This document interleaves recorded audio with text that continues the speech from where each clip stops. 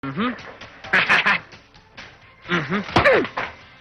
Taran! Sige, tuloy mo, tuloy mo! Ano ba problema mo? Anong problema? Ikaw ang may problema. Si Angelica kanina pa nagmamaktol. Wala naman akong ginagawa dun. Anong wala? Eh, dami-dami mong nilalanding babae. Bakit? Bawal na ba ako makipag-usap sa ibang babae? Aba, natural, dahil mag-MU na kayo. Anong MU? Mutual understanding. Kaya pala hindi ko alam English eh. O sa madaling salita, nagkakaintindihan na kayo ni Angelica. At ang alam niya ay magsyota kayong dalawa. Hindi ko nililigawan ng kapatid mo. Alam mo kung may liligawan ako, ikaw na. Dahil hindi tayo nagkakalayo ng edad. 16 ka, 17 ako. Ah, ganon. Eto, tandaan mo ha. Huwag na huwag mo paiiyakin si Angelica.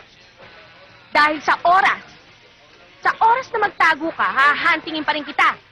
At kapag nakita na kita, putol yan. Bakit naman pati ito nadamay? Lo,